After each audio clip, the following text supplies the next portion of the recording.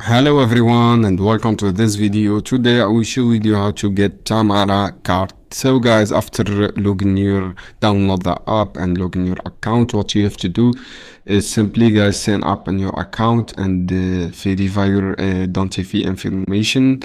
And after that guys, what you have to do, simply open your Tamara app and open app. After that you'll see activated your card from app and just few simple steps. And after that go to my Tamara card and click add to Apple Pay, and you can link it to Apple Pay and follow on the screen